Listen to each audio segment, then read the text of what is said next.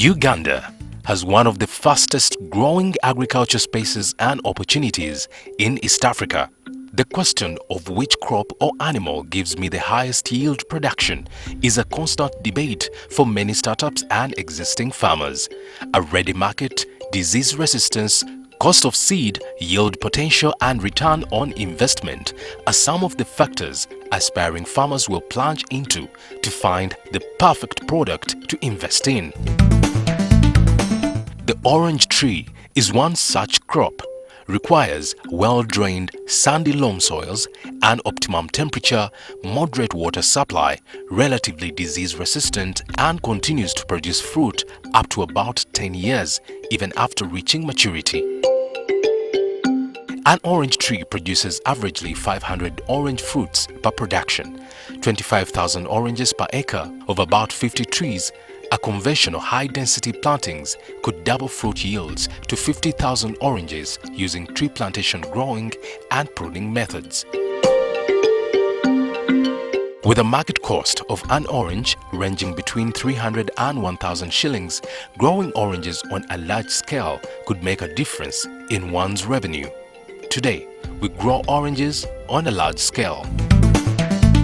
Orange juice, a favorite for many during the hot season. Away from taking ordinary water to quench your thirst, a freshly squeezed orange mixed with water not only adds flavor, taste and aroma, but also provides you with about 98 milligrams of vitamins, which is more than the recommended daily intake for adults. Domestically, the low glycemic fruit bursting with antitoxicant power will keep you healthy, but how about if you wanted to scale it up and commercialize it, bearing in mind that the market value of an averagely big orange is about 500 to 1,000 shillings. If an orange tree produces up to 500 fruits on a good season, imagine how much you would make from 14 acres of orange trees per season. Coming up on Seeds of Gold. Kintu woba okiteese mu plan ate ng'okyagala era okiwa obudde n'osobola okikola.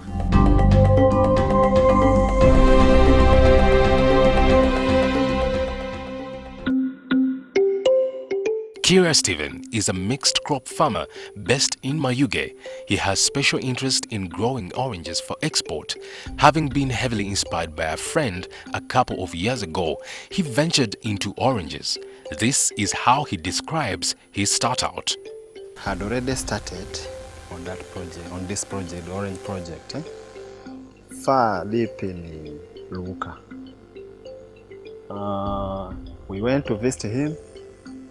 Surprisingly, netusangayo kye tutaali tusuubira nti kye kiri. Twasanga ng'alina ennimiro y'emicungwa ekanga oba zaali 6 around there. Nga jinjirira. Ate by that time, fekyalo kyaffe nga bw'okiraba kyali tekirimu micungwa. Twatuuka. I was so much excited. Natuuka kulya micungwa. Eginyumira. Kati namuwa obudde nga ngenda amubuuza ebibuuzo ebikwata ku micungwa. In fact, I was with my brother kuba ye mukwano gw'olinnya ate ne tubeera awo nga tunyumya n'atubuulira ekikwatagana n'emicungwa. Then we asked him, how do we start? Now, kuba we have the land, it's there. I think you have the capacity to do it. Ne tumubuuza n'atuyitira how to get sigo, planting, spacing, what, everything ebikwatagana n'emicungwa. Kubeera nasigala bwe twavaayo nasigala amukubira amasimu. Njagala nnyo okumanya ekikwatagana ku micungwa. At first, ng'emicungwa teginayingira mu birowoozo byaffe. Wano wonna twali tulimawo kasooli. Nga bwe mugambye nti I'm a produce dealer. So I was engaged in that field. So nga kasooli mwagala nnyo wano wonna nga tulimawo 30 acres kasooli.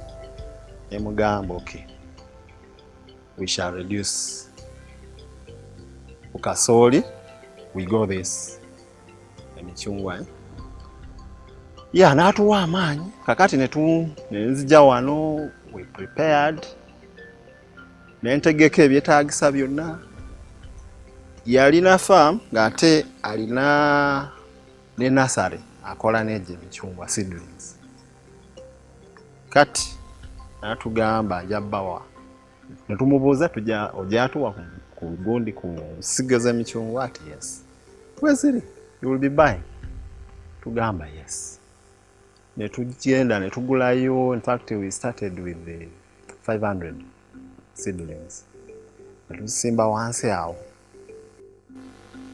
nayo kiraba nga bwomanyi kintu wakakitandika okyagala okitunuulira kinaakola kinaabeera nga kiri oba weebuuza ebibuuzo bingi naye obanga osazeewo nti I'm going to do this so I got determined engamba okay netusimba egyo emichungwa as time went netulaba nga okay mwegiri naye gitaking time to grow ngamba sijja giteeka mu kasooli what else can I intercrop with emichungwa gino to keep me kasiri stressed nnyo nansawo nengamba okay I went to the show ground there yali show time nengendayo nendaba ennyanya ne bansomesa ku nnyanya ne bangamba eno nnyanya terwala but it was a bit expensive nenzija wano tutandikako ne intercropping n'ennyanya awo kuba nakimanya nti ennyanya eddagala lye yeetaaga oli bwe yambulira omuchungwa almost bwe yeetaaga nengamba fine netutandika intercropped n'ennyanya y'emichungwa egyo as we went on nga tuli ku simba ezo ennyanya zikula nga ndaba kuba bafuwa nnyanya n'omuchungwa ne bawufuya emichungwa gyatandika okweyagala nga ginyirira nengamba waawo ate kino kyakabiira nembeera musanyufu nengamba okay we have to expand kuba bijjakola kati there the biggest challenge twalina gaali maazi so we had to incur another big cost okutuusa amaazi ku farm kuba wano ewaffe wano nga bw'olabye ago amayinja bw'ogalaba ettaka liri roke wansi eriyo amayinja gennyini amanene so omusana guliyitamu mangu nnyo netugamba well netuplaninga we went to a plumber netumubuuza ku byamaazi like n'atusomesa byamaazi bikine n'atuwa ekibalo kyennyini ekyamaazi netugamba okay we shall handle netutandika netusima amazzi emanga netugula pump netutereza pump tanka those reserve tanks zolaba waggulu awo ku lusozi kale netubeera n'amaazi ate ekyo kyampa kyatuwa okukola ennyo nga kyokola okirabako ate n'ekirala olaba ennyaanya ezo nazisimba mu a long dry spell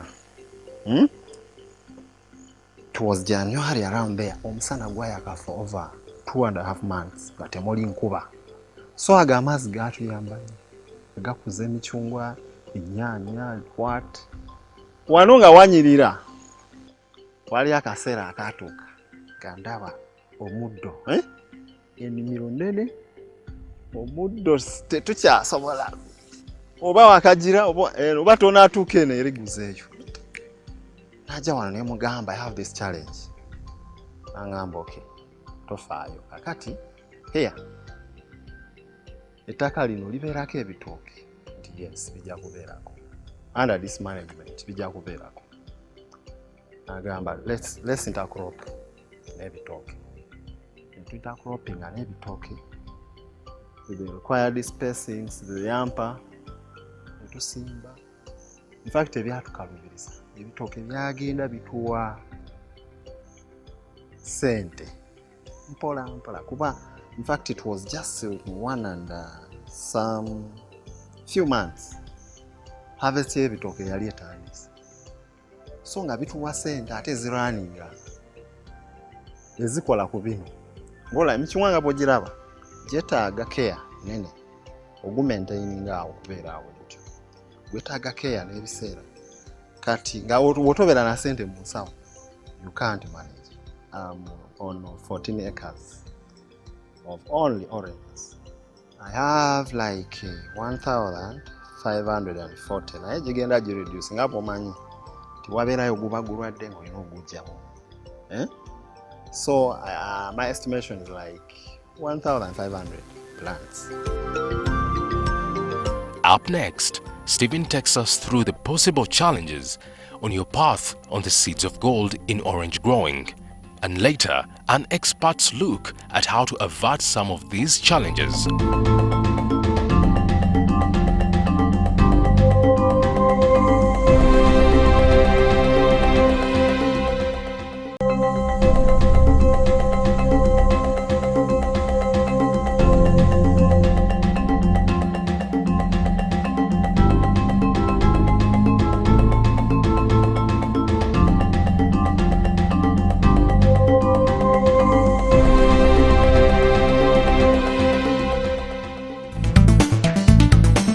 The growing process starts with planting seeds of the rootstocks in a nursery bed. Lemon is the most used rootstock for its vigor, root strength and disease resistance. It will barely yield the expected fruit from seed planting, which is why the citrus tree is then propagated from either grafting or budding. Stephen uses budding by inserting the orange tree buds, also known as the scions, into the stem of a rootstock of a lemon tree. He stresses the importance of acquiring disease-free buds and rootstocks from the very start. Kati ng'omucungwa guno in fact batandika na eniimu, ogimanyi ensigo y'eniimu. Bapikinga eniimu ezengedde ezo fruit. N'ojjama ensigo, kati ensigo ezo in fact obeera ng'ozifamentingamuko katono, then n'ogenda ozicastinga somewhere wopreparinze, naye wopreparinze zozicastinga waggulu n'oleeta omusenyu n'osaako waggulu bwoti. Kati gwe omulimo gwo gubeera kuzirabirira ziveeyo zimere. Kati that process you water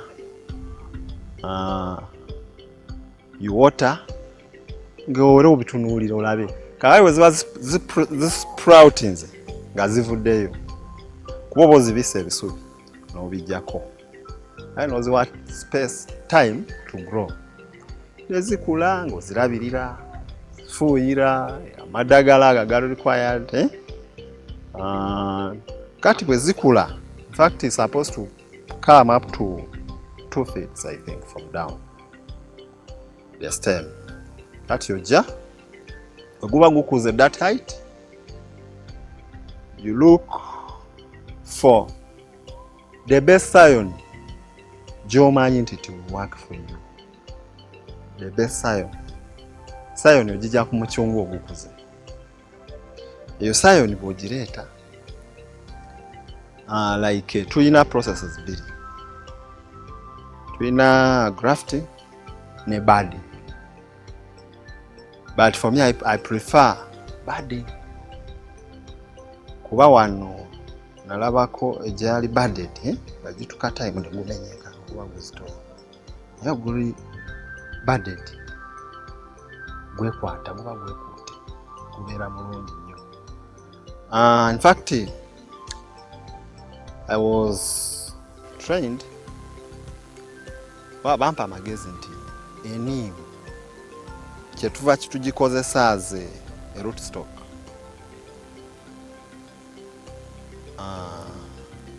eri very strong, terwalanya obulwadde, then omusana tegugisumbuwa nnyo So kyebava basalawo nti tukozese ennimu as a rootstock tuteekeko omucungwa ejja gusupportingayo erina capillarity yayo nene, so eba feeding omucungwa ne gukula very fast. Process of budding, in fact ogwo omucungwa nga oze like oyagala gubudding, ojja n'opima those feeds z'olabadde tuba tugamba 2 feeds kati no budding waggulu ng'okaze wali mu nursery after some weeks okabuddinga ne kakulira mu pot ne kabeera independent. Bwe kabeera independent kijja kuwa obudde kakola ki okalabirira. Kati ogenda ogipanga in lines ogimanaging bulungi ogiteeka under shade obeera n'amazzi ogiyuwirira. Citrus can be grown in a wide range of soil types.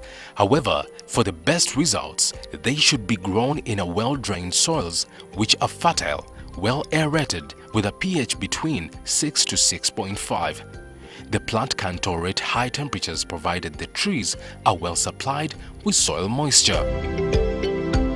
Once these conditions are provided for, one should proceed to plant the seedlings in the hose to the same depth as they were in the nursery bed.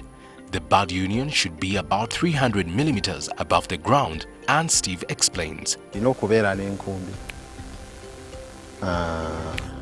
spade, wheelbarrow, manures, and normally we use compost manures here.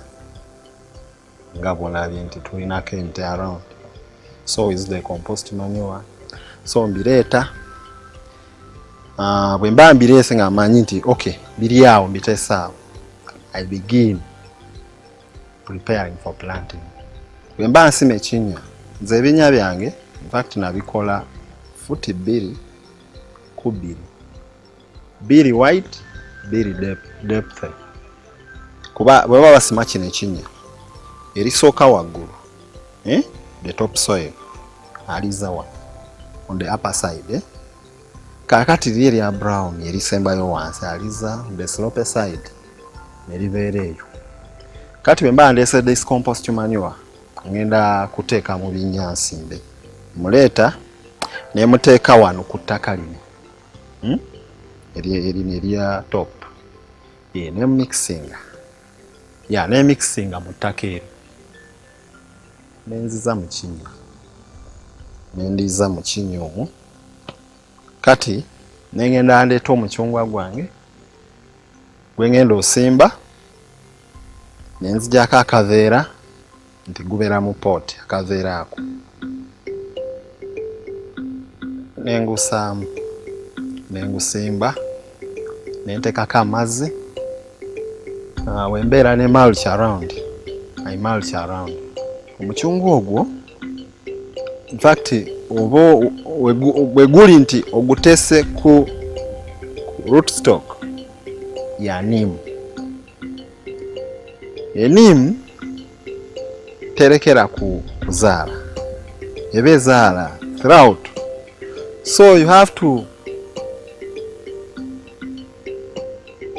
olina ogulabirira ng'ogenda ogijjako neem eba ezze ng'ekula ng'ogijjako. You leave only the orange there. What is some dirty bud there? You catch your time to grow. Boleka kene neem. Since it's the rootstock, ebe kula very fast. Neguyisa. Ate kyokulya guno gye gwali badde gufuna engeri guli nti guli waggulu. Ene neem yebege kitwala. Ate yo nekula. So oyina ogiplucking off nevaako. Kati the rootstock nesigala ngesupportinga mucungwa gwokka. It's recommended that the standard size citrus trees be spaced between 12 and 15 feet apart, while dwarf citrus trees should be set at 6 to 10 feet apart. The exact distance, however, depends on the variety. Based on his acreage and the type of citrus he is growing, Stephen customized his spacing to maximize high yield while maintaining the quality. I used to plant 110 in an acre. Yeah, I used 18 feet.